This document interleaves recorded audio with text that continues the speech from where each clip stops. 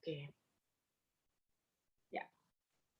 Oke, saya lanjutkan. Jadi terkait, pendahuluan enteral nutrition, kemudian pemilihan formula enteral, kemudian akses enteral itu gimana cara milihnya, apa saja komplikasinya, terus yang keempat, diagnosa sama intervensinya, yang terakhir komplikasi dari pemberian enteral nutrition. Jadi enteral sama parenteral ini sebenarnya sesuatu hal yang cukup rumit ya teman-teman. Nanti pun ini pelaksanaannya kalau di rumah sakit itu sebenarnya butuh koordinasi dengan dokter dan perawat. Karena kita bukan yang memasangnya.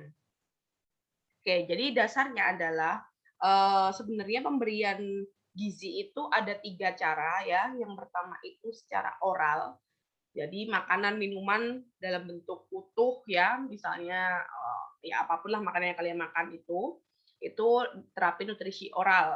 Kemudian ada terapi nutrisi enteral. Jadi enteral itu, bentuknya cair ya, dia bisa diberikan melalui mulut atau dengan bantuan alat. Kita sebutnya tube feeding, ya tube feeding atau sonding. Nah, ini itu diberikan selama saluran cerna masih berfungsi dengan baik untuk menyerap atau mencerna makanan.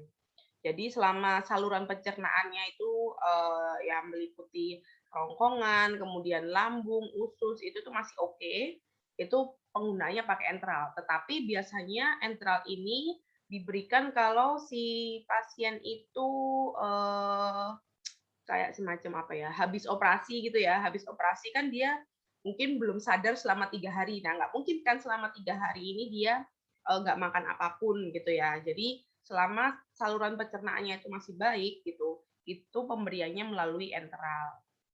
Kemudian yang ketiga ada nutrisi parenteral. Parenteral ini atau PN itu pemenuhannya melalui pembuluh darah. Jadi langsung, lewat intravena. Ya, nanti kita akan bahas parenteral, sekarang kita akan bahas terlebih dahulu enteral.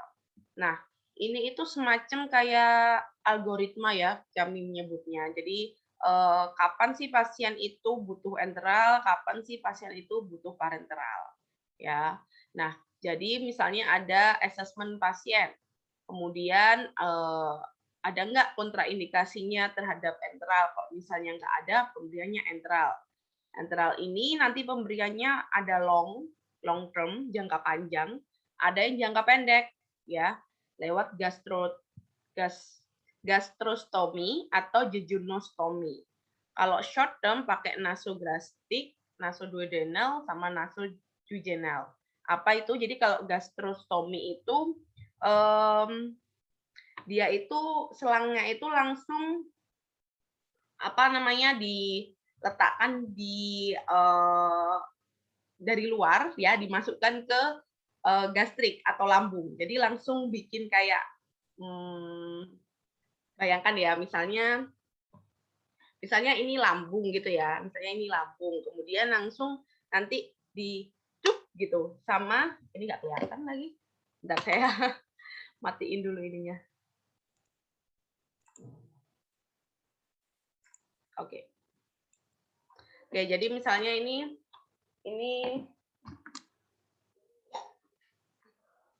ya misalnya ini lambung ya, kemudian itu, ini apa namanya, tubnya atau suntiknya atau selangnya. Nanti itu langsung dioperasiin gitu ya, maksudnya dilubangin bagian perutnya, kemudian dimasukkan, si selang untuk nanti, ketika mau makan langsung lewat situ gitu, apa namanya, lewat selang itu. Jadi selangnya langsung disambungin ke lambung. Nanti ada fotonya. Ya, kemudian kalau jejunus ini langsung menuju ke, usus halus. Ya, kalau short term ini lewat hidung, jadi dimasukkan lewat hidung ini, menuju lambung, kalau ini menuju, duodenal atau usus besar, kemudian yang ini langsung menuju usus halus, gitu. Nah, oke, ini nanti bisa dibaca sendiri, mana sih? Ini. Jadi, enteral itu adalah makanan yang diberikan melalui oral atau pipa, selama saluran pencernaan berfungsi dengan baik, ya. Jadi bisa makanan cairnya itu tuh langsung diberikan ke lambung atau usus, halus, melalui selang. Nah, secara definisi enteral nutrition itu artinya masih, di dalam atau, melalui GI tract. Jadi, apapun itu bentuk enteralnya, kalau dia masih melalui sistem pencernaan, berarti itu disebut enteral nutrition, gitu. Oke, jadi di sini sebenarnya, enteral sama parenteral itu lebih dianjurkan oleh, eee, para tenaga kesehatan itu pemberiannya melalui enteral. Kenapa? Karena secara metabolisme dan secara fisiologi, jadi, fisiologi tubuh ya, sebenarnya makanan itu emang lebih efektif, diberikannya itu melalui saluran pencernaan, karena dia ada enzim-enzim di situ, kemudian ada, penyerapannya lebih optimal, kemudian, jejunus apa, kayak, fili-fili ususnya itu bekerja dengan baik gitu. Nah, itu kenapa kok lebih diutamakan enteral dibandingkan parenteral yang diberikan melalui vena, gitu. Jadi parenteral itu jenisnya salah satunya kayak infus ya, kalau kalian ke rumah sakit atau ada saudara di rumah sakit, ada temennya, kalau di infus itu terus kalian melihat infusnya, nah itu sebenarnya termasuk jenis parenteral juga ya, gitu. Karena ada pemberian elektrolit di sana dan pemberian, dextrose di sana. Oke, nanti kita bahas parenteral. Ini jalur pemberiannya ya. Jadi, bisa teman-teman bayangkan ya, ini adalah pemberian melalui hidung. Naso, jadi yang satu itu dia berhenti di sini ya, nasogastrik. Kemudian yang dua nasoduodenal itu berhentinya di sini ya. Kemudian, kalau nasojejunal itu berhentinya di sini. Jadi pas mulai masuk ke usus besar ya, itu, oh kebalik ya saya tadi berarti. Jadi nasojejunal itu, usus besar, kemudian duodenal itu usus kecil. Oke, kemudian ini ada yang pilihan gastrostomi. Nah, ini seperti yang saya bilang tadi. Jadi ini itu selangnya langsung dioperasikan untuk masuk ke lambung. Jadi kalau mau makan tinggal disuntikkan makanannya lewat sini. Cus, cairannya masuk, langsung masuk ke sini, gitu. Ya, kalau jejunostomi itu selangnya itu langsung masuk ke ini, apa namanya, jejunal itu kayak batas akhir antara, eee, apa namanya, usus kecil dengan usus besar kayak gitu ya. Jadi ini di sini. Ya, itu jejunostomi. Oke, bisa dibayangkan ya. Jadi kalian harus bersyukur bisa makan lewat mulut.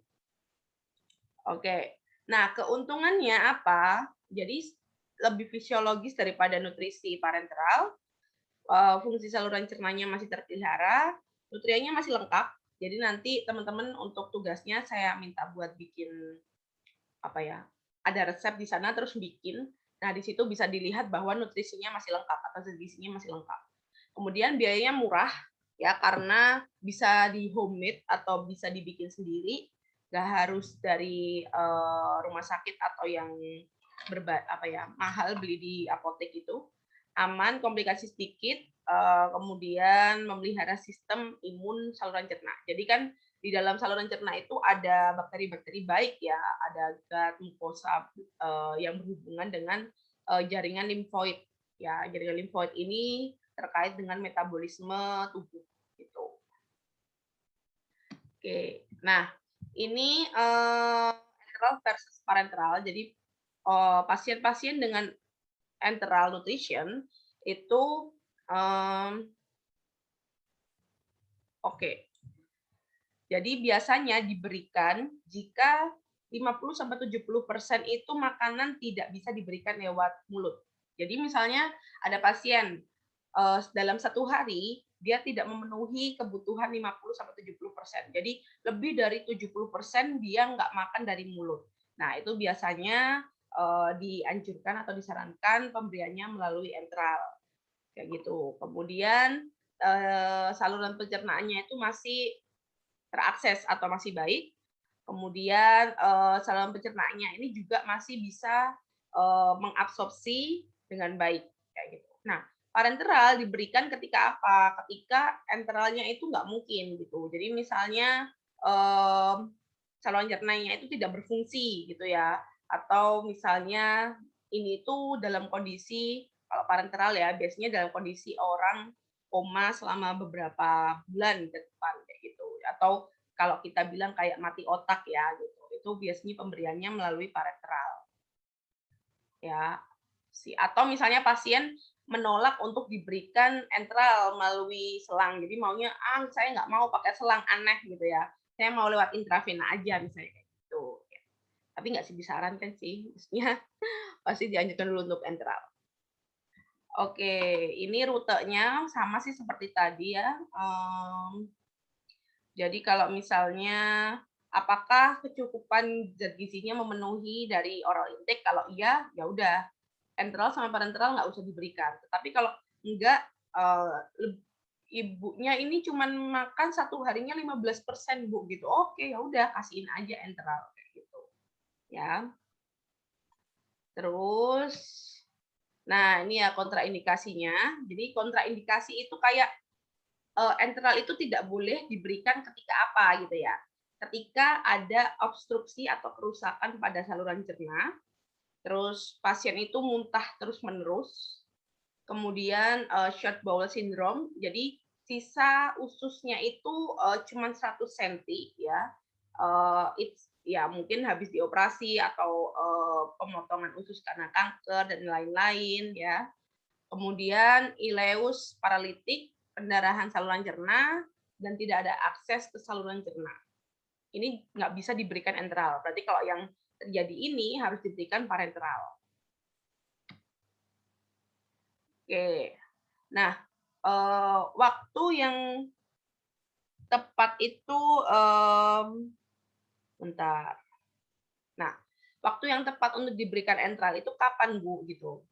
Jadi, kalau misalnya ini lagi-lagi soal ini ya, algoritma ya, jadi tanya jawab. Jadi kalau misalnya apakah, fungsi GI tract itu masih berfungsi, kemudian, dia mentoleransi enteral, kemudian tidak ada vasopresor atau, apa ya namanya, kontraindikasi tadi ya, itu maka bisa diberikan enteral selama 1 sampai 2 hari. Tetapi kalau misalnya pasiennya itu dalam kondisi baik-baik saja, ya sudah ini, cukup menstabilkan pasien, kemudian, tambahkan, fluid atau intravena fluid. Bentar ya saya mau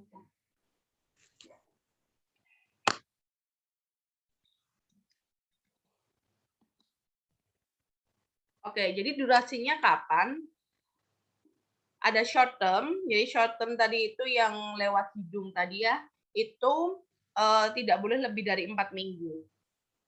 Ya, kemudian kalau misalnya yang long term lewat langsung ke lambung sama ke usus, itu biasanya penggunaannya lebih dari 4 minggu atau 1 bulan. Ya, jadi seperti itu. Oke, nah ini gimana memilih, formula enteral ya. Pertanyaan ini tuh harus dijawab dulu gitu. Pertanyaan, apakah fungsi GI tract-nya itu normal? Kalau iya, pakai standar atau whole protein formula. Jadi formulanya itu full, protein, asam amino. Tetapi kalau misalnya GI tract-nya nggak normal, ini bisa dipertimbangkan penggunaan formula berbasis peptida atau MCT. MCT itu medium chain triglycerida. Ya. Kemudian pertanyaan kedua, apakah, volume cairan itu, dibatasi atau lebih tinggi, dari yang dibutuhkan? Kalau misalnya iya, kalau misalnya dibatasin, ya, ini pilih yang high energy. Jadi yang densitas energinya itu tinggi. Jadi cairannya itu nggak banyak-banyak, tetapi dia itu padat energi. Kalau misalnya nggak ada pembatasan cairan, ya udah pakai standar formula aja, gitu ya. Oke, masih ada next-nya. Nah ini.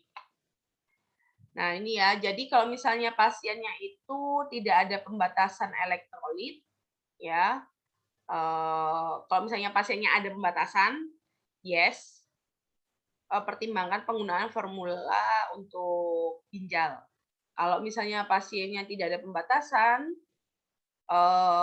pertanyaan selanjutnya adalah apakah pasien ini membutuhkan energi yang tinggi? Ya, kalau misalnya membutuhkan energi yang tinggi, berikan high energy formula. Jadi 1 sampai 2 kilokalori per mililiter. Jadi dalam satu 100 mililiter air itu dia mengandung berapa ya berarti itu? Mengandung 200 kilokalori energi, ya. Itu. Jadi ibaratnya apa ya? Semakin tinggi kilokalorinya dalam mililiter ini, biasanya semakin kental dia. Gitu.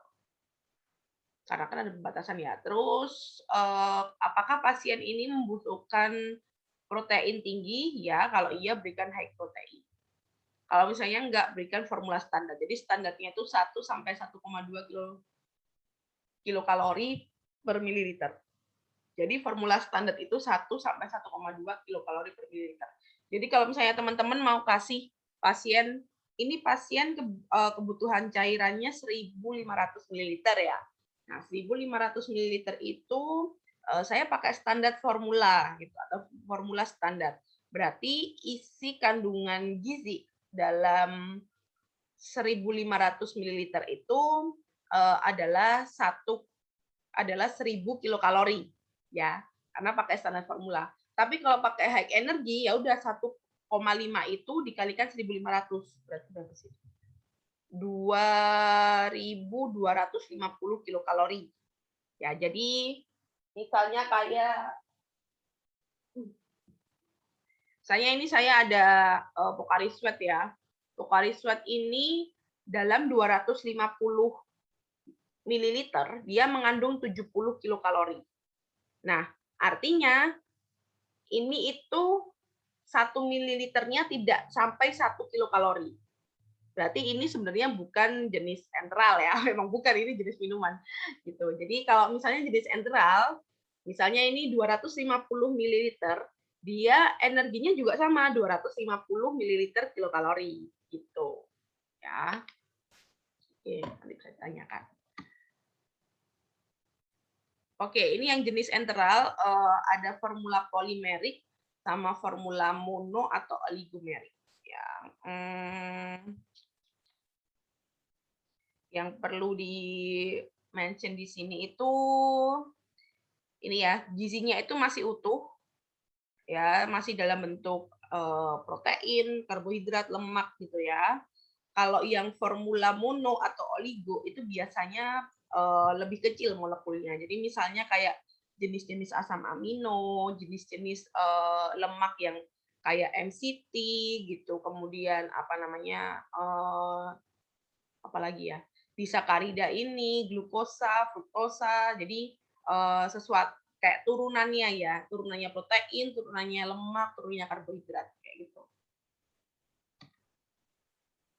Ini nanti bisa dibaca sendiri sih. Jadi ada standar polymeric feed ini, ada yang standar, ada yang high protein, ada yang high energi, kemudian ini kebutuhan energinya ya, ini proteinnya berapa persen. Jadi ini udah ketentuannya gitu. Kalau standar itu proteinnya 15%, fatnya 30%, karbohidratnya 55%. Kalau misalnya pasiennya butuh energi yang tinggi, 2% energi, 2% energi, 2 kilokalori per mililiter, kemudian 15% protein, 40 lemak, 45 karbohidrat. Kalau yang ini itu pre-digest itu bentuk simpel dari protein ya, atau bentuk simpel dari karbohidrat, bentuk simpel dari lemak. Semi elemental ini ya.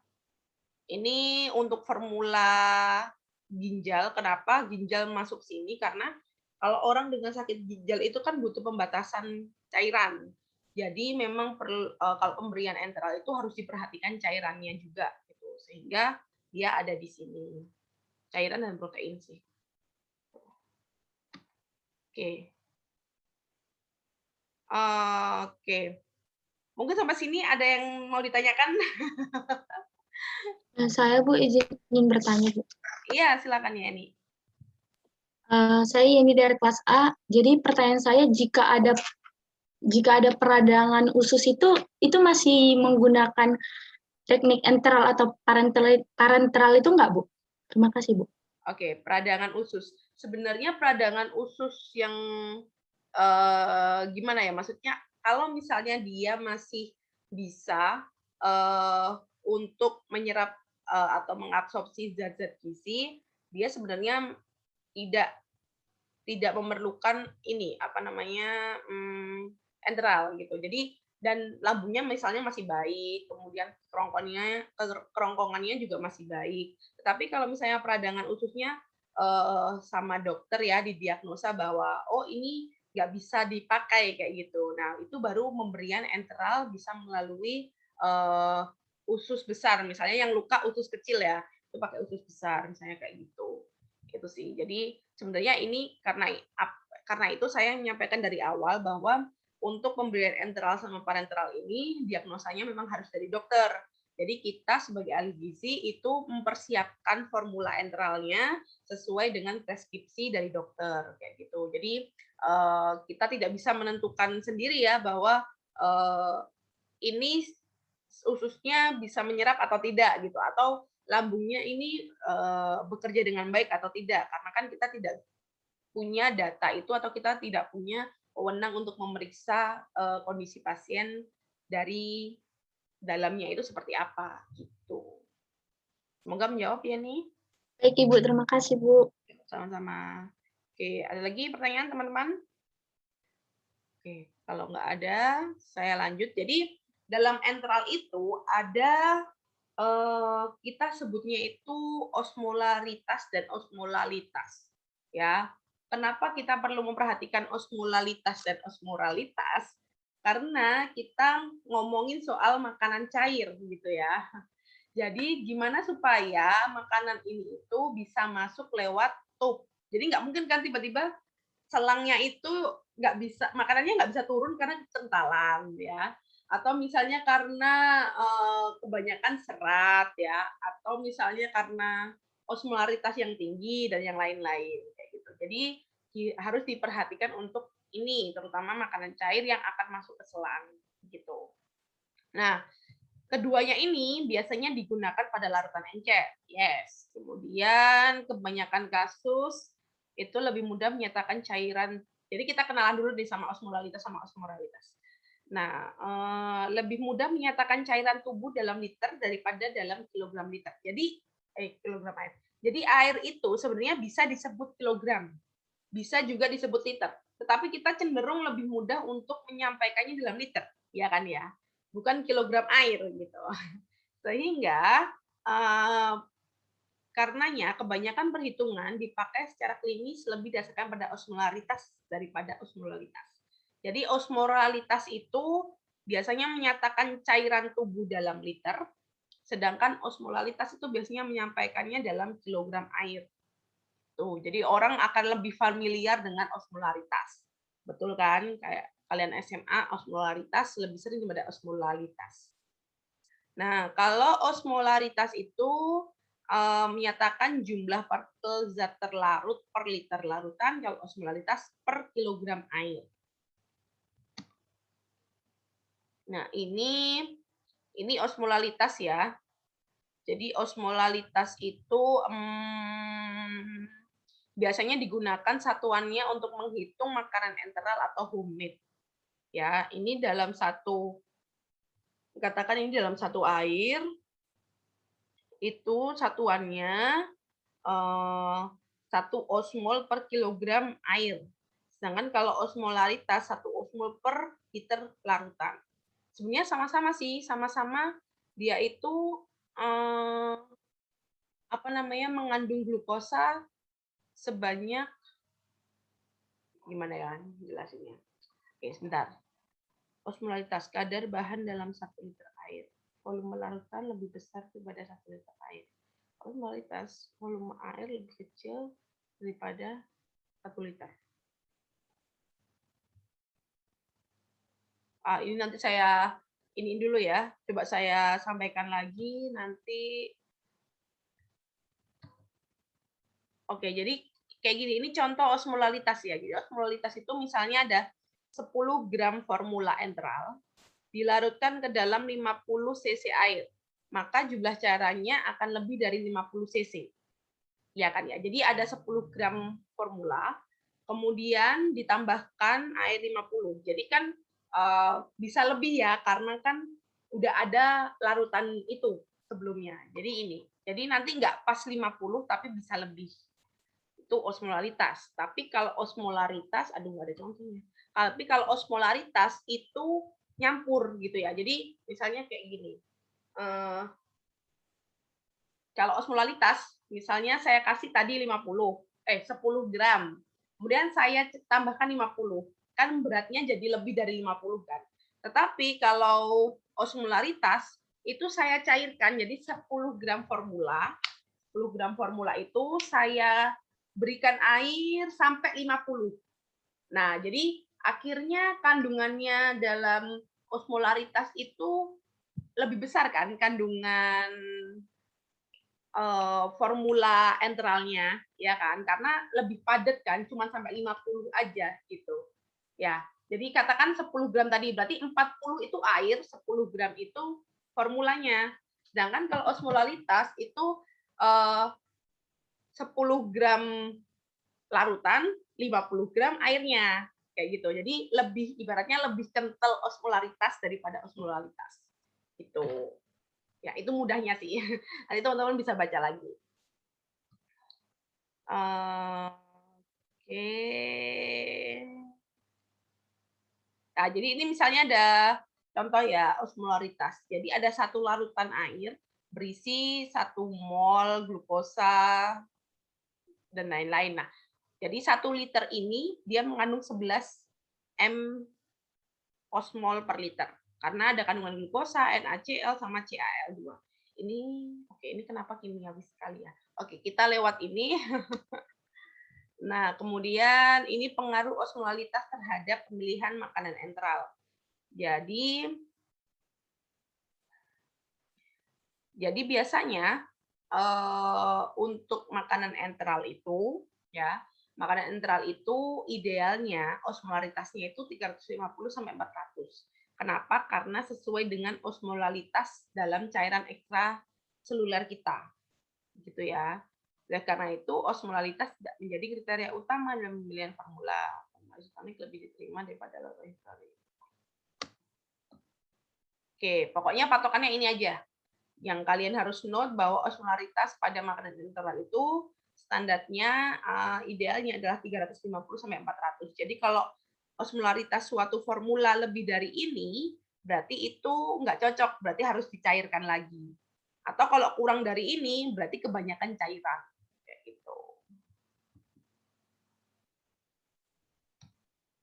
Oke, langsung ke enteral feeding time ya. Jadi pemberian makanan enteral itu nggak kayak makanan biasa ya. Kalau makanan biasa kan 3 kali makan besar, 2 kali makan kecil atau snack selingan ya. Tapi kalau enteral itu dia punya 4 siklus atau 4 waktu. Yang pertama itu adalah continuous. Jadi continuous ini selama 24 jam. Jadi yang warnanya gelap itu waktu makan, yang warnanya putih itu waktu istirahat. Jadi kalau continuous ini diberikan terus-menerus. Jadi dia itu bentuknya mirip kayak infus, tapi dia lebih kental, dan dia nggak langsung ke vena, tapi dia lewat naso tadi atau lewat perut. Nah, kemudian siklik. Jadi siklik itu pemberiannya itu ini. Dia punya waktu istirahat selama 1, 2, 3, 4 jam. Jadi 20 jam itu untuk diberikan makan. Nah, kalau intermittent ini biasanya diberikan setiap 4 sampai 6 jam. Ya, jadi feeding pump itu yang kalau kalian di rumah sakit ya ada infus itu kan ada kayak netes-netes gitu ya, tes, tes, tes gitu. Nah, itu feeding pump. Tapi kalau yang intermittent itu nggak diberikan lewat feeding pump, dia diberikan biasanya lewat suntikan kayak gini. Jadi ininya yang gede ya, kemudian langsung disuntikan ke selang, serut gitu. Udah gitu. Itu waktunya makan. Enakan amat mulut ya. Itu waktunya makan. Itu setiap 4 sampai 6 jam. Nah, kalau yang bolus itu biasanya diberikan waktunya singkat ya. Ini bisa 1, 2, 3, 4, 5, 6. Nah, biasanya 6 kali sehari, kalau ini 4 kali sehari, tapi waktu jedanya lebih panjang. Gitu. Jadi, misalnya dalam 1 kali pemberian kalau intermittent itu bisa 20 sampai 60 menit ya. Kalau yang ini hanya ya berapa sejam, nggak sampai sih, setengah jam. Pokoknya diatur bolusnya berapa kali ini? 6 kali per hari. Tuh. Ini kayaknya ada di mana ya? Saya lupa. Oke, ini ya. Ini nanti teman-teman bisa baca sendiri. Biasanya kalau continuous ini diberikan ketika pasien yang kritis ya, sehingga saluran cernanya itu tidak bisa bekerja dengan baik. Kemudian kalau intermittent itu biasanya adanya small bowel juga, sama kayak ini. Kalau bolus itu hanya stomachnya aja ya. Ini sih. Ini kalau continuous ini ya. Tuh, nanti bisa dibaca lagi. Nah, ini contoh pemberiannya. Jadi biasanya ada yang bikinan sendiri. Saya bilang tadi homemade. Ini tuh homemade ya. Kalau ini itu enteral yang komersial. Jadi kayak misalnya teman-teman minum Entrasol, Diabetasol, yang pokoknya ada sol-solnya ya. Neprisol, Hepatasol itu jenis enteral komersial dan harganya mahal. Kalau ini bisa dibuat sendiri. Nah, kalau ini buatan sendiri ya. Ada sonde full cream milk ya, FCM, ada yang sonde lengkap, ada yang sonde DM buat diabetes, ada sonde rendah protein, sonde tanpa susu, ini kalau nggak salah sonde LLM itu apa ya? Nanti saya cari dulu. Kemudian ada Modisco. Tuh. Ini apa ya? Oke. Jadi ini adalah karakter formula. Jadi kalau misalnya ada pasien kalian nanti yang dia sepsis ya, berarti itu enteralnya adalah yang asam lemak antiinflamasi, yaitu yang tinggi omega 3. Kalau yang habis bedah biasanya pemberiannya itu ada arginin, glutamin, asam lemak antiinflamasi seperti omega 3. Tuh. Kemudian kalau ada diabetes, biasanya karakter formulanya itu sesuatu bahan yang bisa menurunkan gula darah seperti inulin, tempe, serat. Ya, kemudian kanker, biasanya kalau kanker pemberian enteralnya yang tinggi protein, tinggi antioksidan dan antiinflamasi. Jadi sebenarnya pemberian formula atau bahan-bahan dalam enteral itu disesuaikan dengan penyakitnya. Jadi kalau misalnya penyakitnya adalah yang bedah, butuh penyembuhan, berarti yang proteinnya tinggi dan lemaknya juga yang antiinflamasi. Kalau misalnya yang CKD itu chronic kidney disease atau gagal ginjal kronis, itu berarti yang rendah protein, rendah kalium, dan rendah fosfor. Ya, gitu. Nanti disesuaikan dengan kondisinya. Oke, yang ini enteral access device. Ini masih sama seperti tadi. Oke, ini udah ya. Oke. Nah, ini ya. Jadi ini adalah karakter dan letak tube. Jadi kalau misalnya ada banyak jenis tube ya, bukan banyak sih, enggak sih. Ada poliuretan sama silikon. Ya, ini ada masing-masing kelebihan sama kekurangannya. Kalau mau nyaman, ya nyaman yang silikon. Kalau mau yang lebih stiff atau kaku atau lebih apa ya, strong lah, enggak lemah gulai gitu ya. Itu yang poliuretan. Kemudian fungal ini karena selang itu kan dimasukin cairan dari makanan kan ya. Jadi kalau nggak bersih, cenderung nanti akan muncul jamur-jamur di dalam selangnya. Jadi biasanya yang silikon ini lebih sedikit resiko untuk kenanya jamur. Maksudnya bukan sedikit ya. Maksudnya jangkanya panjang ya. Gitu. Nah, ini penempatan gastrostomi. Jadi ini esofagusnya, ini stomatnya, ini skinnya, dan nanti dimasukkan ke sini. Gitu. Kalau ini jejunostomi, ini skinnya, ini jejunusnya yang paling dekat sama apa yang ditarik gitu ya. Jadi ini kan di sini. Nanti dalam dioperasi ini tuh ditarik ke sini, set. Nah, habis itu kayak ditali, diapain sini namanya ya, itu dideketin sama dinding kulit ya, kemudian baru dimasukkan pipanya.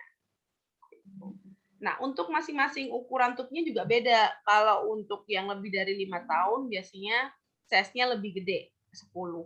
Panjangnya juga lebih besar, lebih panjang 120. Kalau untuk neonates atau bayi baru lahir juga akan lebih kecil.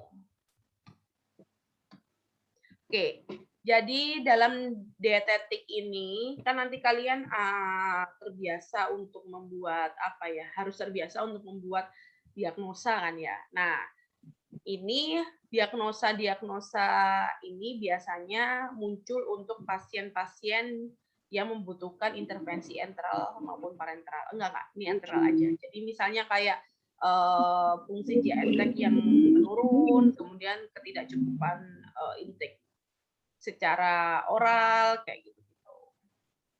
Ini adalah opsi diagnosisnya. Kemudian ya ini adalah misalnya kesulitan menelan, kemudian altered GI function, inadequate oral intake. Jadi kalau misalnya nanti muncul ini bisa dipertimbangkan untuk penggunaan enteral. Ya, misalnya meskipun enteralnya nggak continuous ya, misalnya tapi kayaknya nggak enteral deh Bu, pakai makanan saring aja misalnya, nggak apa-apa gitu. Ya. Oke, ini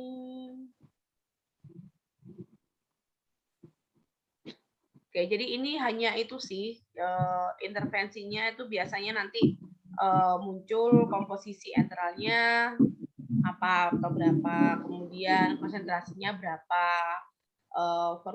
volumenya berapa, jadwalnya kapan. Jadi ini adalah intervensi kalau kalian nanti dapat pasien yang mengharuskan dia konsumsi enteral. Gitu. Monitoring. Jadi ini biasanya monitoringnya untuk pasien dengan penggunaan enteral, intake cairan, output cairan, kemudian tren berat badannya. Apakah makin menurun, apakah tetap, apakah meningkat. Oke, ini komplikasinya. Jadi komplikasi kalau pemberian enteral itu biasanya diare, mual, muntah, kemudian secara teknikal itu nanti peletakannya itu kayak ada apa ya, stoma itu kayak bekas luka gitu ya ibaratnya, karena kan itu lama ya, lama waktunya untuk dimasukin selang gitu ya ibaratnya. Kemudian apalagi ya, ada di sini. Nah ini secara metabolik nanti akan terjadi ketidakseimbangan cairan, akan terjadi glucose intolerance ya, karena nanti pemberiannya kebanyakan mungkin dari susu, jadi akhirnya terjadi glucose intolerance. Kemudian bukan hanya susu aja sih, ya tapi kebanyakan susu. Oke, kemudian ada penempatan selang yang tidak tepat ya, atau bisa terjadi juga infeksi. Bisa terjadi juga konstipasi karena kan pasien tidak mengkonsumsi sayur secara utuh ya gitu. Meskipun nanti ada pemberian sayurnya. Ini juga biasanya alergi yang umum terjadi pada pasien enteral itu egg protein allergy. Jadi gimana caranya? Jadi nanti pemberian makanannya itu bebas telur ya. Kemudian soy protein energi alergi. Jadi nanti itu dicek dulu kandungannya apakah ada protein kedelainya atau enggak. Kalau misalnya celiac disease, jadi ini itu seperti apa ya? Ada penyakit pada ya saluran cerna juga masih dalam bagian dari usus halus, celiac itu jadi biasanya harus gluten free kayak gitu. Celiac disease ini biasanya pada anak-anak yang autis sih. Oke, nanti bisa dibaca lagi ya, reflux atau vomiting ini apa namanya, apa aja actionnya kayak gitu. Oke, nah kesimpulannya, jadi sebenarnya enteral nutrition itu memiliki banyak kegunaan sesuai jenis formulanya. Kemudian perlu monitoring komplikasi terutama ya setiap hari, karena kan kita nggak tahu apakah makanan model kayak gitu tuh cocok atau enggak buat pasien kita. Kemudian perlu diagnosis yang tepat dan terapi yang tepat meminimalisir komplikasi. Ini QOL itu quality of life, jadi kualitas hidup. Oke, ini sumber referensi yang digunakan ya. Jadi kenapa berbahasa Inggris semua? Karena memang sumbernya bahasa Inggris. Seperti itu. Oke, mungkin itu yang enteral. Sampai sini enteral ada yang ditanyakan?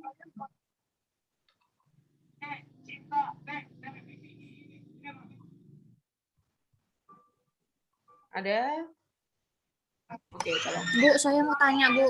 oh ya, sorry siapa ini? Ya, siapa yang bertanya? Saya mau bertanya, Bu. Saya Fani dari kelas B. Oke, Fani. Untuk yang pasien yang diberikan makanan melalui selang, Bu, itu pasiennya bisa ngerasa kenyang nggak, Bu? Oke, jadi kalau pasien yang diberikan melalui selang itu iya merasakan kenyang gitu, karena kan biasanya karena yang diberikan itu kan berupa cairan, kemudian dia padat energi juga, jadi dia akan merasa langsung kenyang, biasanya pada lambungnya. Gitu. Tapi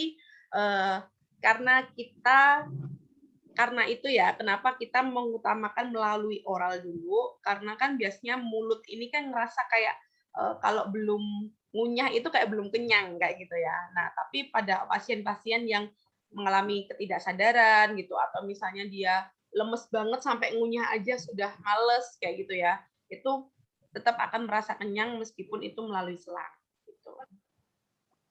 Karena itu kan langsung ke lambung, langsung ke usus. Jadi usus itu langsung kayak merespon, oh ada makanan nih kayak gitu, atau lambung langsung merespon, oh ada makanan nih. Itu sih. Terima kasih, Bu. Yuk, sama-sama. Bu, saya mau tanya, Bu. Oh ya, Agnia ya, kenapa? Gimana? Saya dari Gizi C, Bu. Saya mau tanya. Jadi kan tadi di kesimpulannya makanan enteralnya itu bisa jadi tidak cocok, Bu, sama si pasien. Jadi nanti resikonya gimana, Bu? Kalau misalnya makanan yang dikasih itu nggak cocok? Oke. Sebenarnya kalau makanan yang dikasih nggak cocok itu banyak kemungkinan sih, Agnia. Jadi bisa karena pasien alergi, atau misalnya terjadi komplikasi yang tadi ya, banyak macamnya komplikasi tadi, baik komplikasi dari GI tract, metabolisme, maupun penempatan selangnya itu nggak pas gitu. Jadi mungkin aksi yang diberi, jadi evaluasinya itu dilihat dulu permasalahannya apa yang muncul, komplikasinya apa yang muncul. Jadi kalau misalnya yang muncul itu adalah terkait dengan apa namanya GI tract, misalnya pasien nanti mual, muntah kayak gitu, Jadi bisa dievaluasi dari bentuk formulanya. Jadi formulanya nanti bisa diganti. Bisa jadi ini pasien tuh alergi atau mengalami glucose intoleransi atau seperti apa, ya. Atau kalau misalnya sudah diganti masih sama seperti itu, berarti mungkin pasien tidak bisa menerima formula homemade, misalnya itu adalah karena homemade ya, jadi bisa diberikan komersil. Tapi kalau misalnya pasiennya masih muntah, mual, lemes ya, nggak mau istilahnya menolak untuk diberikan enteral, meskipun itu dari komersil, ya sudah berarti mungkin nanti bisa dipindah tubnya atau selangnya. Jadi misalnya awalnya di hidung mungkin pasien merasa nggak nyaman. Oke, berarti langsung aja diganti di lambung atau di usus halus kayak gitu. Nanti kalau misalnya di bagian penempatannya itu ada luka ya, misalnya karena pasien DM atau apa ya gitu. Nah ya udah berarti nanti yang terakhir diputuskan sambil dikoordinasikan juga ke dokter bahwa ini kayaknya pasien nggak bisa enteral lagi nih dok gitu, harus parenteral karena komplikasinya sudah diganti ini masih belum bisa gitu. Jadi bisa diberikan enteral untuk ibaratnya apa ya, pertolongan awal lah gitu supaya karena parenteral ini nanti saya sampaikan tidak boleh diberikan lama-lama juga gitu. Jadi untuk pertolongan darurat ibaratnya seperti itu. Gitu Agnia, semoga menjawab. Baik Bu, terima kasih Bu. Ya, sama-sama. Saya ingin bertanya, Bu. Siapa ini? Oh, Sarmarina. Saya Sarmarina Tangan dari kelas C, Bu. Saya ingin bertanya, Bu, jika ada seseorang yang menerima nutrisi itu secara enteral, secara berkelanjutan, apakah itu pertumbuhan dan perkembangan status gizinya itu sama, Bu, atau berbeda dengan orang yang menerima nutrisi secara normal? Terima kasih, Bu. Oke, terima kasih pertanyaannya, Marina. Jadi jelas orang dengan pemberian enteral ini kebutuhannya akan jauh menurun dibandingkan yang seharusnya ya dan dibutuhkan. Tetapi sebenarnya orang dengan pemberian enteral ini tujuan diet kita itu bukan untuk memperbaiki status gizinya dulu. Jadi ya ekspektasinya jangan ke sana dulu. Jadi misalnya ada pasien dengan gizi yang kurang, ya kemudian masuk rumah sakit, perlu diberikan enteral, jangan kita memberikan tujuan untuk tujuannya misalnya gini, meningkatkan status gizi pasien dari kurang menjadi normal gitu. Nah, karena kenapa? Karena enteral ini tidak bisa menjadikan pasien status gizinya menjadi lebih baik, tetapi kita tujuannya adalah agar status gizi pasien tidak menurun gitu. Jadi jangan sampai dari kurus menjadi underweight gitu ya, atau menjadi lebih parah lagi untuk IMT-nya misalnya kayak gitu. Nah, jadi gimana caranya supaya ini dipertahankan dulu di sini sambil nanti biasanya setiap 3 hari sekali akan dilakukan evaluasi terhadap pasien. Jadi kalau misalnya ada kolaborasi dari enteralnya, dari infusnya, misalnya dari obat-obatnya, dari terapi yang lain, itu kondisi pasien akan semakin membaik. Nah, ketika itu kita bisa memberikan makanan melalui oral dengan zat gizi yang lebih baik, lebih tinggi, sehingga nanti kita bisa memperbaiki status gizinya kayak gitu. Jadi itu ya, itu uniknya buat teman-teman di sini nanti kalau sudah lulus jadi ahli gizi itu nggak bisa kita intervensi pasien di rumah sakit itu 3 hari langsung sembuh gitu ya. Ini perlu apalagi orang yang sudah atau pasien yang dapat enteral parenteral itu pasti nanti jangka waktunya akan lebih lama. Jadi di situ unik dan menariknya kalau menjadi ahli gizi. Gitu. Gimana Marina? Cukup menjawab? Baik, Bu. Terima kasih, Bu. Oke, sama-sama. Oke, ada lagi yang bertanya sebelum saya lanjut ke parenteral?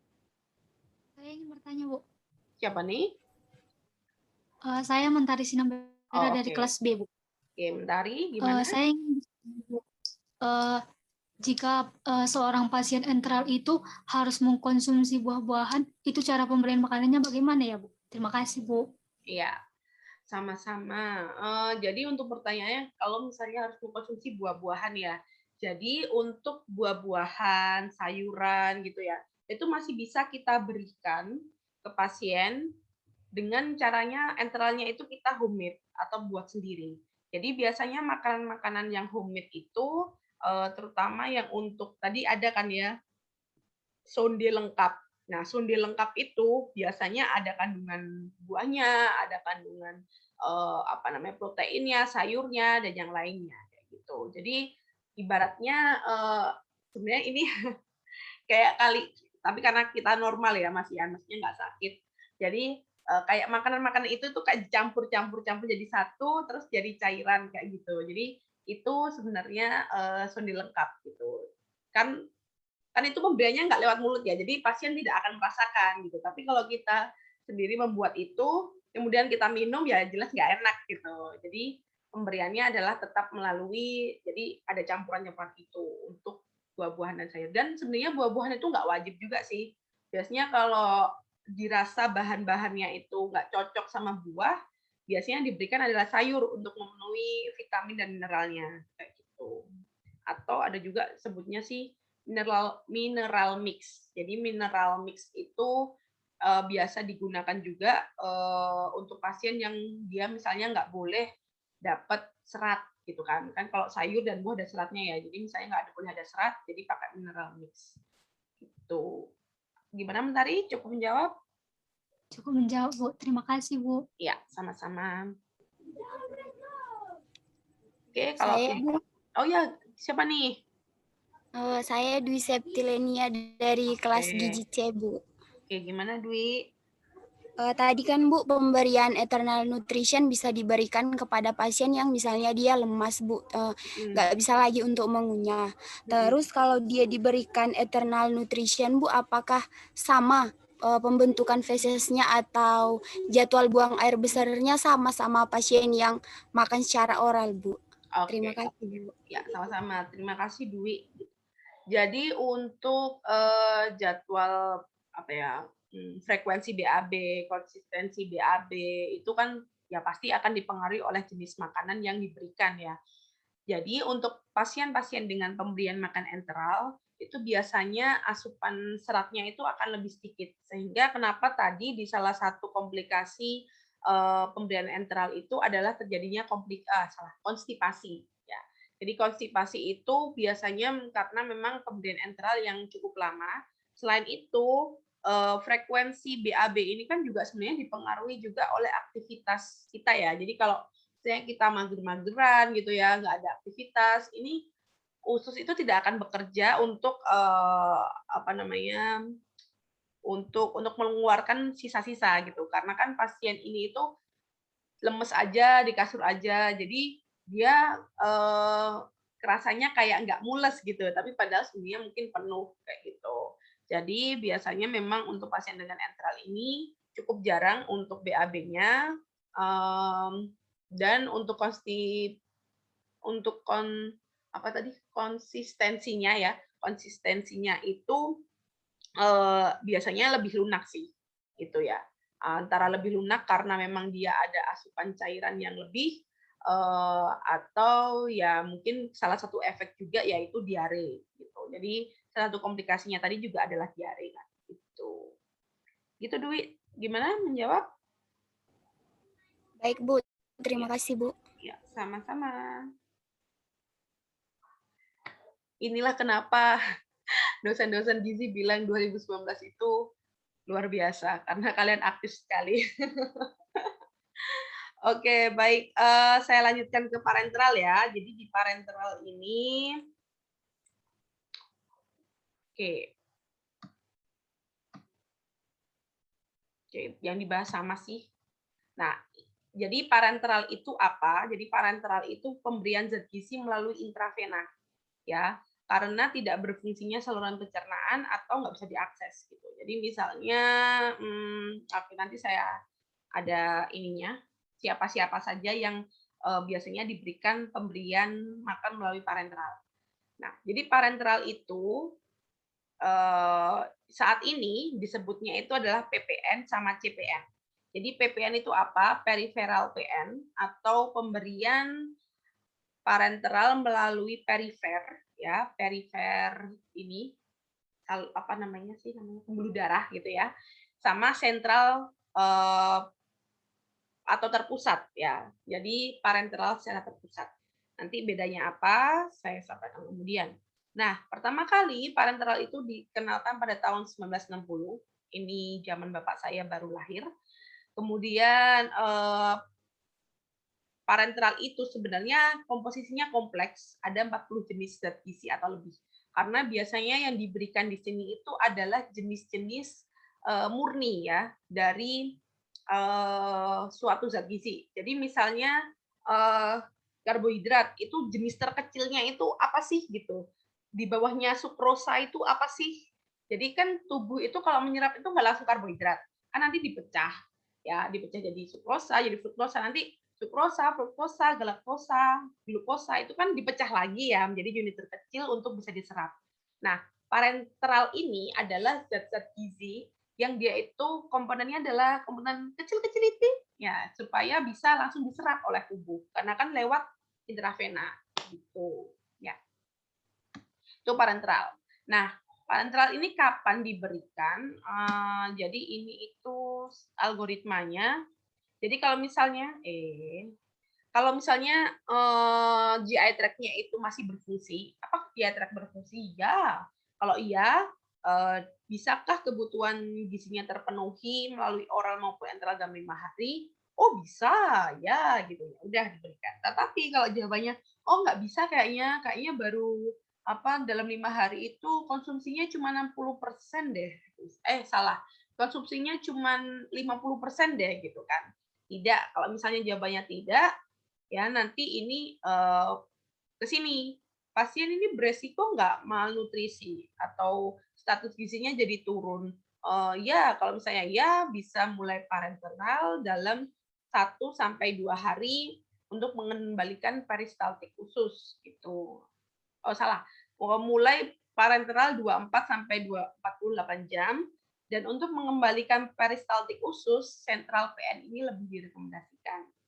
Tetapi kalau misalnya enggak, pasien ini masih sehat kok, pasien ini gemuk kok, jadi masih punya banyak cadangan, misalnya kayak gitu ya.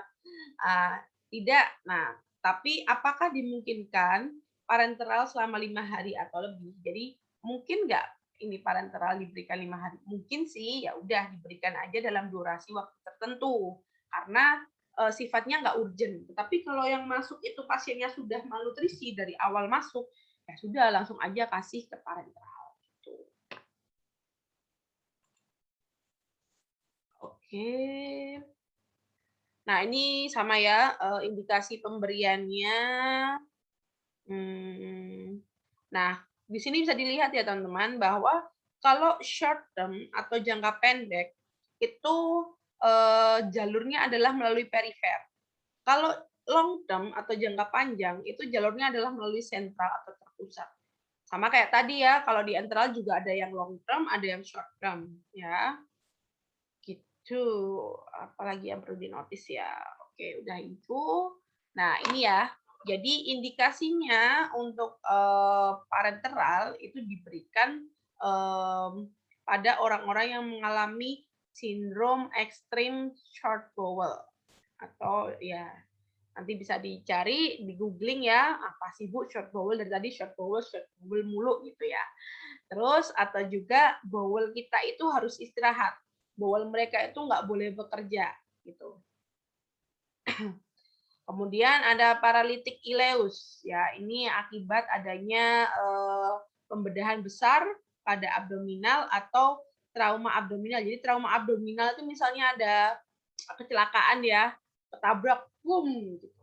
Terus yang kena itu bagian perutnya. Nah itu kan ada trauma minor. Atau misalnya ada pembunuhan ya, percobaan pembunuhan itu misalnya yang ditusuk perutnya, misalnya kayak gitu.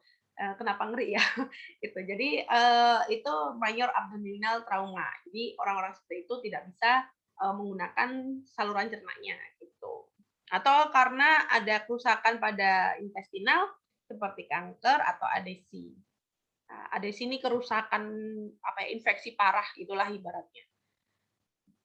Oke, ada juga indikasinya karena asupan nutrisi secara oral atau enteral tidak memadai, seperti tadi kasusnya mual terus diganti ini, muntah diganti ini, terus ini ternyata luka, terus seterusnya, oke lah, udah kasih aja parenteral gitu. Kemudian koma tidak sadar, terus misalnya ada pra dan pasca bedah ya, ada kegagalan organ ginjal atau hepar ini juga. Jadi biasanya yang hepar ini, tapi nggak langsung parenteral sih, kalau yang ini bisa enteral dulu. Nah, oke, untuk rute dari infusnya ini sebenarnya tergantung pada osmolaritas ya. Bisa diberikan via intravena atau apa ya, sentral. Oke lah, bentar saya nanti cari ya. Kemudian ini osmolaritasnya ya, dextrosnya itu biasanya 5 osmolaritas, 5 mili osmolaritas, asam aminonya 10 mili osmolaritas, elektronnya 1 mili osmolaritas. Jadi ya ini nggak mesti sih segini. Oke, saya kasih contoh yang lainnya. Oke, kita ngomongin dulu soal CPN sama PPN. Jadi CPN itu atau Central Parenteral Nutrition itu diberikan melalui vena cava superior. Ya, vena cava superior, dan ini osmolaritasnya itu tinggi. Lebih dari 1000 ya. Nah, ini aksesnya bisa bertahan mingguan atau tahunan malah. Itu biasanya orang-orang yang koma selama berapa tahun itu pakainya CPN. Kemudian kalau PPN itu dia lebih rendah osmolaritasnya, hanya 600 sampai 900 melalui perifer, dan aksesnya paling tidak 10 hari aja. Tidak bisa lebih ya. Bisa lebih sih, tapi paling lebih dikit melihat kondisi pasien.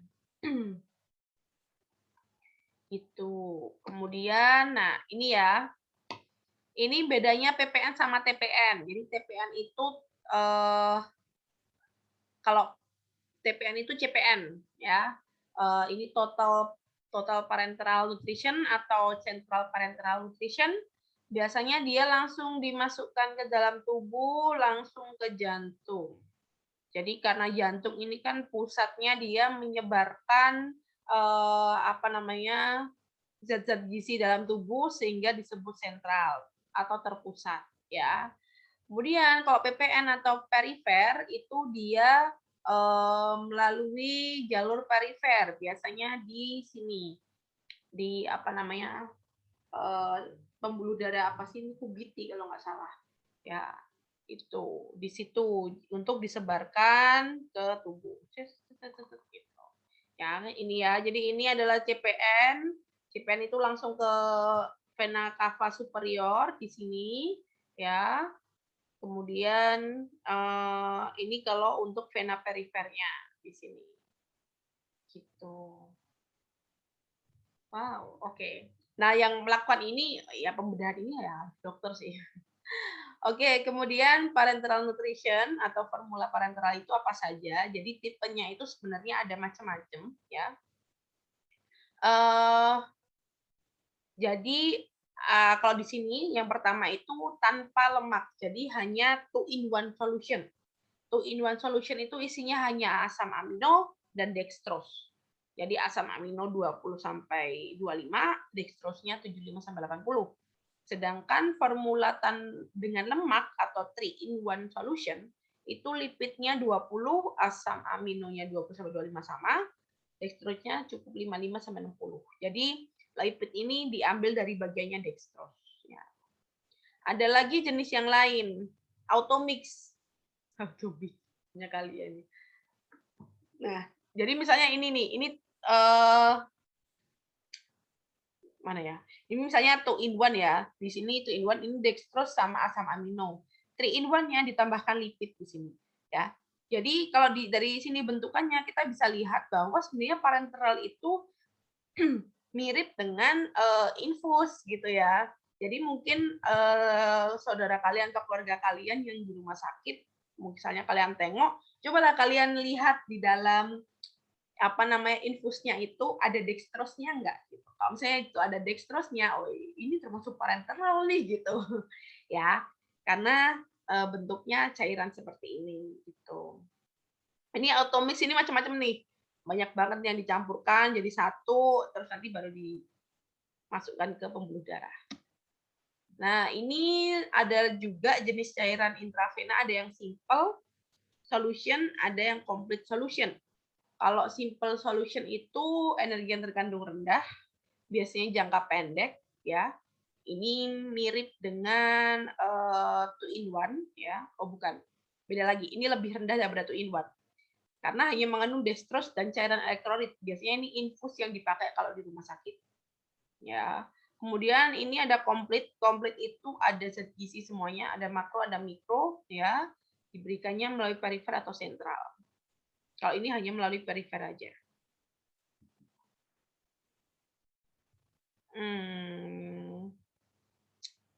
Komponen kan. Oke.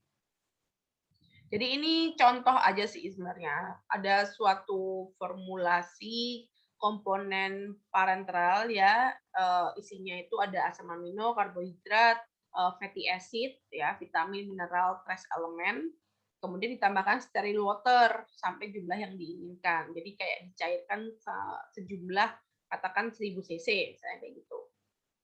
Nah, energinya itu biasanya bisa berupa dari dextrose. Kalau penggunanya pakai dextrose, glycerol, ya, intravena fat emulsion, dan yang lainnya. Tapi ini kalian tidak mungkin bisa membuat sendiri sih. Jadi biasanya kalau udah ngomongin parenteral itu biasanya nanti dari sediaan rumah sakit gitu, yang ada di rumah sakit. Nah, kemudian ini produk asam amino ini nice to know aja ya, good to know aja ya. Jadi kemudian kalau produk asam amino yang standar itu biasanya yang mengandung BCAA, metionin, fenilalanin, ya, apalagi ya. Ada juga yang modifikasi ini untuk trauma luka bakar ya. Nah, BCA sendiri itu biasanya ada leucin, isoleucin, valin. Terus mikir ya, Bu, gimana saya bikinnya leucin ya? Nggak usah bikin kalian. Ya, kemudian kebutuhan cairan ya untuk volume PN ini biasanya 30 sampai 40 ml per kilogram berat badan per hari. Jadi misalnya ada berat badannya 50, ya udah 30 kali 50 per harinya berarti 1.500 ml untuk cairan parenteralnya. Itu ya. Kemudian urin output-nya juga diperhatikan. Jadi kalau misalnya urinnya keluarnya 500 ml per hari, ya udah berarti nanti ditambahkan cairan 500 ml, ya. Jadi 1.500 tambah 500. Tuh. Ini untuk elektrolit konten. Ya, ini banyak sih pertimbangannya, ada salivanya, ada gastric juice-nya dan yang lainnya. Oke, kita cukup tahu aja sini. Kemudian vitaminnya, ya, vitaminnya itu juga ada yang single vitamin, biotin, pantothenate, riboflavin, atau turunan dari vitamin E, turunan vitamin A. Oke. Ini standar rekomendasinya ya. Untuk vitamin, kalau ini standar rekomendasi untuk zinc, selenium, koper, jadi trace elemennya. Jadi kalau trace elemen atau mineral yang biasanya di PN itu zinc, selenium, koper, mangan, sama kromium. Tuh. Nah, ini ada beberapa istilah dalam parenteral nutrition itu nanti mungkin bakal ada di beberapa kasus dalam mata kuliah dietetik infeksi maupun degeneratif. Jadi misalnya ada kasus pasien bernama ini masuk ke rumah sakit ini karena ini. Pasien mendapatkan infus bla bla bla bla bla gitu ya misalnya. Nah, kalian harus menghitung infus bla bla bla-nya itu mengandung berapa kalori sih supaya nanti sisa kalorinya itu bisa kalian penuhi dari makanan oral. Ya. Jadi istilahnya kalau ada D itu dextrose, W itu water, NS itu normal salin, yaitu 0,9% itu cairan adalah NaCl, ya. Terus kalau ada istilah D5W berarti ada 5% dextrose dalam air. Jadi kandungan dextrose dalam air infus itu ada 5%. Kalau D10W itu ada 10% dextrose dalam air. Ya. Kalau D5 setengah NS. Nah, ini kayaknya yang paling sering juga sih. Jadi 5% dextrose dalam setengah normal salin. Ya, gitu. Jadi nanti akan ada contohnya seperti apa. Ini ya. Jadi untuk larutan parenteral ya biasanya kalau dextrose 5% itu dia mengandung 50 karbohidrat, 200 kalori. Ya, 200 kalori ini dari mana? Jadi kan gini. Jadi dextrose 5% ini apa namanya? 5% dari 100 mili karbohidratnya 50. Nah, 50 satu karbohidrat itu adalah 4 kalori kan ya. Nah, berarti karbohidrat dijadikan kalori ya udah 50 kalikan 4 200. Gitu ya. Kemudian dextrose itu juga ini 100 kalikan aja 4 400. Kemudian yang lain Ringer D 5% itu kandungannya sama, mengandung dextrose atau karbohidrat 50 gram karbohidrat atau 200 kalori per liternya. Kalau asam aminonya, jadi biasanya asam amino larutannya jenisnya ini mengandung 27 asam amino, kalorinya 200. Kemudian misalnya aminofel 1000, kandungan asam amino 50, kalorinya 1000. Ini kalau larutan asam amino ini biasanya jarang ada ya, jarang kita dapat informasinya sih, atau jarang diberikan juga. Kalau dia pasiennya bukan di ICU gitu. Terus ini juga jarang sih kalau emulsi lemak, tapi teman-teman cukup tahu saja ada intralipid 10% sama intralipid 20%. Ini untuk larutan elektrolitnya. Nah, Ringer laktat ini biasanya sering muncul ya, atau NaCl 3%, NaCl 0,9% gitu. Jadi nanti kalau misalnya ada case atau kasus yang dia diberikan Ringer laktat ya, jadi kebutuhan Na-nya itu 130 sudah terpenuhi dari cairan parenteral. Kemudian kebutuhan Cl atau apa namanya klorinnya ini sudah terpenuhi 109 dari parenteral. Kaliumnya sudah terpenuhi 4, kemudian Ca-nya sudah terpenuhi 3. Gitu. Jadi nanti kalau kebutuhan NaCl, K sama Ca ini tinggal dikurangin aja sama ini. Saya kebutuhannya 500 kurangin ini. Oh, nanti berarti sisanya dari makanan. Terus kebutuhannya ini 200.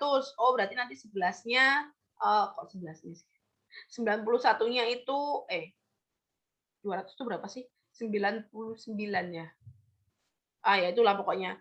91-nya itu didapatkan dari makanan dan seterusnya kayak gitu.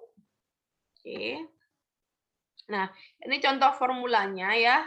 Jadi kayak gini biasanya kan bentuknya infus gini ya. Nah, dalam infus ini ada komposisinya. Komposisinya apa? Misalnya tipe KAN 3A ya, itu komposisinya Na-nya 60, laktatnya 20, dextrose-nya 27 dan seterusnya.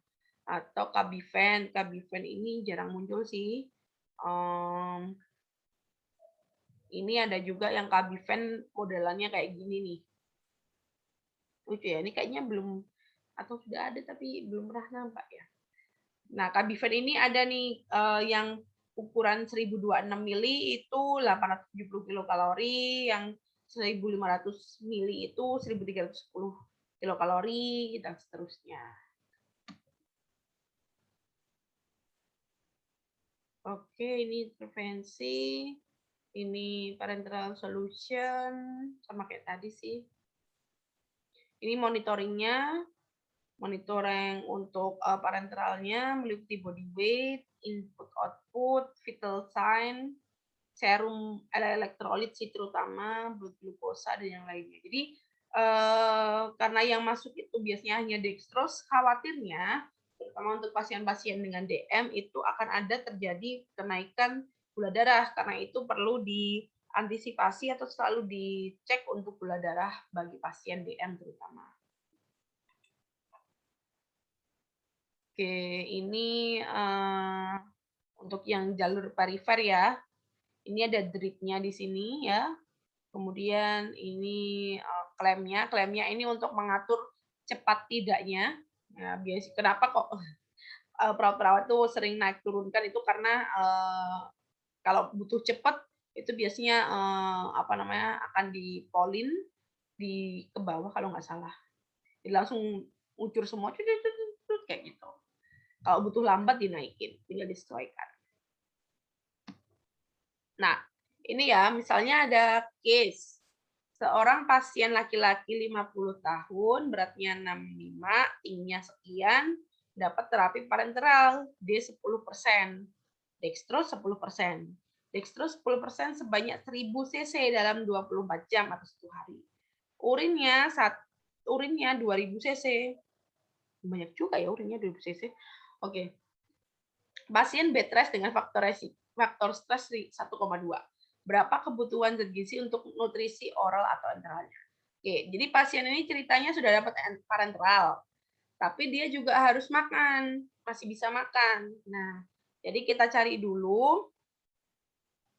Pertama BBI-nya ya sekian. Kemudian kita cari kebutuhan energi totalnya. Bisa menggunakan Mifflin itu 1.700. Nah, kita hitung dulu. Dia energi dari parenteral sudah dapat berapa kilokalori ya gitu. Nah, dextrose 10% kali 1000 cc itu kan 100 gram karbohidrat. 100 gram karbohidrat dikalikan 4. Karena ingat, kita kan pengen tahu ya berapa kalori yang sudah didapat dari parenteral. Jadi nanti 1.700 ini dikurangin 400, sisanya 1.300. Nah, 1.300 inilah yang akan digunakan untuk pemenuhan melalui diet berupa oral maupun enteral.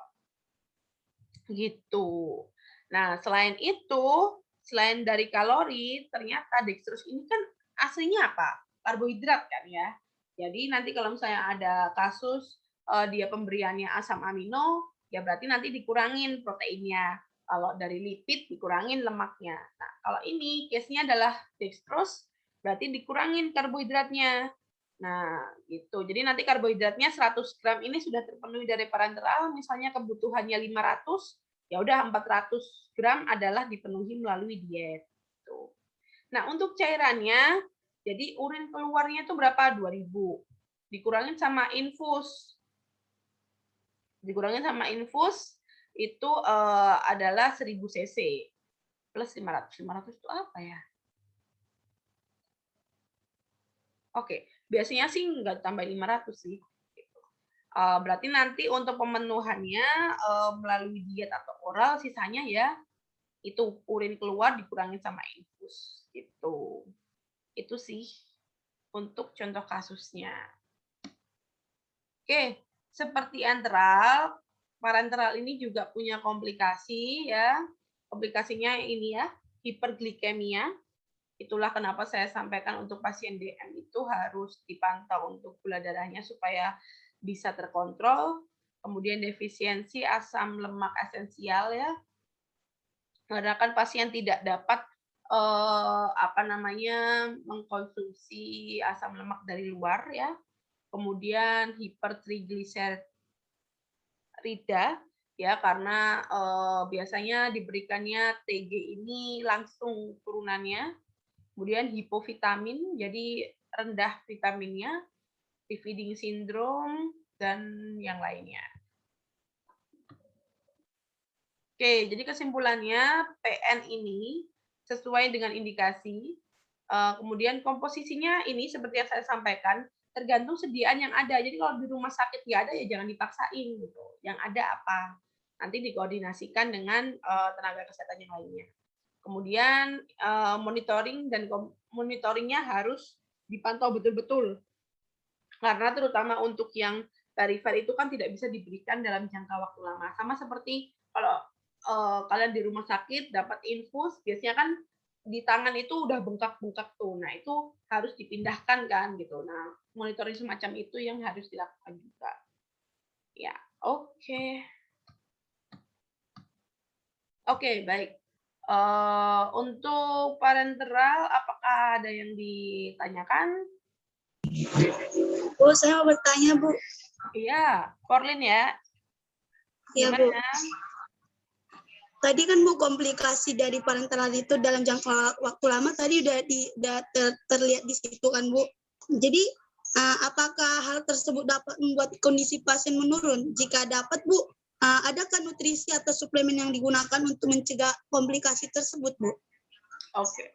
Ya, jadi untuk komplikasinya untuk parenteral ini, ya terima kasih pertanyaannya. Jadi memang komplikasi ini terjadi apabila tidak dimonitoring secara langsung ya, maksudnya tidak dimonitoring dengan terus-menerus dan dengan baik. Nah, jadi untuk solusinya biasanya kalau terjadi hiperglikemia itu akan diubah formulanya. Jadi mungkin pemberian dextrose-nya akan dikecilin, jadi biasanya 10% ya, jadi misalnya cuma 5%. Kemudian digantikan asam amino yang lain gitu, atau ditambahkan lipidnya seperti itu. Kalau misalnya terjadi hipovitamin, jadi misalnya pasien ini mulai terlihat dia itu terjadi misalnya gagal ginjal atau misalnya mengalami rambut rontok semua ya karena terjadinya hipovitamin. Jadi biasanya akan diberikan tambahan suplemen sih. Jadi suplemennya pun itu biasanya berupa injeksi juga gitu. Jadi kayak injeksi langsung vitamin C, A, E atau yang lainnya kayak gitu. Kalau refeeding syndrome itu biasanya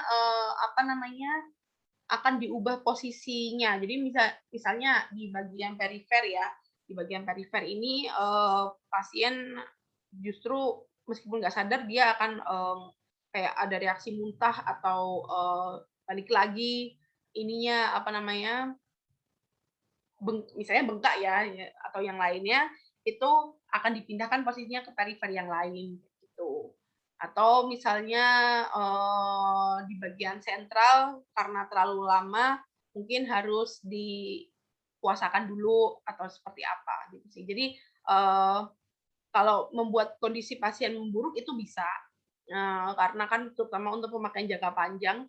Kalau hanya untuk pemakaian jangka pendek biasanya bisa langsung dihentikan dan digantikan, dicoba kan untuk enteralnya kayak gitu. Itu sih mungkin ya. Semoga menjawab, Porlin.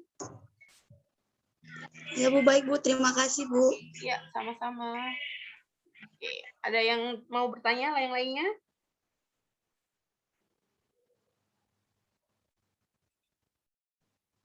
Bu, saya ingin bertanya, Bu. Oh ya.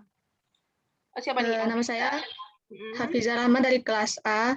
Jadi saya punya teman, Bu. Jadi menurut pengalaman beliau, setelah dia dirawat dan diinfus itu dia sampai sekarang itu malah jadi obesitas atau overweight gitu, Bu. Itu ada kaitannya atau enggak, Bu? Obesitas atau overweight ya. Sebenarnya itu nggak ada sih sebetulnya ya. Jadi kan sebenarnya pertama harus dilihat dulu kandungan infusnya apa. Ya, kandungan infusnya apakah itu memang dextrose-nya itu tinggi atau enggak atau standar atau sebenarnya itu isinya cuma hanya NaCl aja gitu ya. Kan karena ada yang infus itu emang kandungannya hanya elektrolit aja gitu. Nah, yang kedua biasanya memang kalau pemberiannya NaCl ini dalam jangka waktu yang lama juga sebenarnya dia akan menyebabkan terjadinya ketidakseimbangan dari dalam tubuhnya gitu. Terutama kita tahu bahwa natrium itu kan dia mengikat cairan ya. Jadi mungkin bisa jadi mungkin kegemukannya adalah karena ada cairan yang diikat di dalam tubuhnya sehingga dia merasa lebih gemuk gitu. Atau juga bisa pengaruh karena obat-obatan gitu ya. Jadi selama di rumah sakit kan nggak mungkin hanya diinfus saja. Biasanya ada pemberian obat yang lainnya gitu. Jadi pemberian obat itu biasanya dampaknya salah satunya mungkin nafsu makan meningkat atau rasa ingin makan itu lebih banyak. Secara nggak sadar dia makan gitu, terus terlalu berlebihan atau gimana. Dan dia mungkin jadi berkurang juga aktivitas fisiknya karena habis sakit kan. Jadi karena habis sakit, aktivitas tidak seperti sebelumnya, akhirnya berdampak ke peningkatan berat badan gitu sih. Jadi menurut saya tidak ada berhubungan langsung antara kejadian obesitas dengan pemberian infus ya, kalau kita nggak tahu juga infusnya apa gitu. Tuh, semoga Terima menjawab. kasih. Ya, sama-sama. Ada lagi yang mau tanyakan, teman-teman? Kalau tidak ada, aduh, suara saya habis. Oke, kalau tidak ada, jadi ini itu, kalian satu kelasnya terbagi menjadi 6 kelompok kan ya? Nah, 6 kelompok ini sudah saya bagi. Jadi di sini itu ada 4 resep sonde. Ya, 4 resep sonde. Nanti kalian saya minta untuk membuat resep ini, terus nanti dibikin video. Nanti videonya sama PJ masing-masing kelas saya minta untuk diupload ke YouTube Gizi ya. Jadi pembuatan sonde ini ya misalnya direkam atau bahannya apa saja, kemudian nanti langkahnya seperti apa, kocok dulu telurnya, blender, rebus sampai disajikan kayak gitu, sampai disaring gitu ya.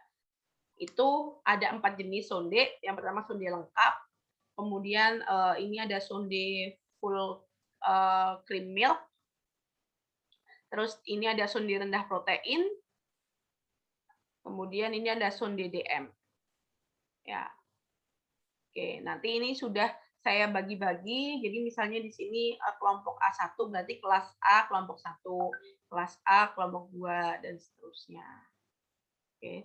Nah, kalau misalnya nggak dapat ikan gabus filet, cari yang lain ya, misalnya ikan yang lain yang sekiranya punya kandungan protein yang sama gitu. Ya bisa ikan kembung atau misalnya ikan tuna gitu. Pokoknya cari ikan yang memiliki kandungan gizi yang sama karena di sini sudah ada kandungan proteinnya. Jadi kalau misalnya kalian nanti ganti, diharapkan nggak jauh betul gitu loh dengan kandungan proteinnya di sini. Gitu. Apa lagi ya?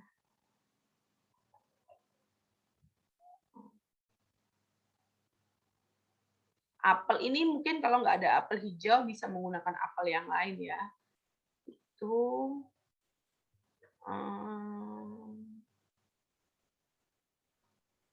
oke.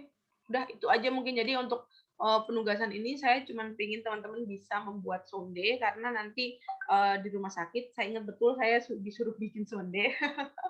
Jadi biar nanti nggak kaget untuk pembuatan sondenya ini. Itu kalau sonde yang komersial gampang, tinggal seduh aja pakai itu kan kayak susu gitu kan.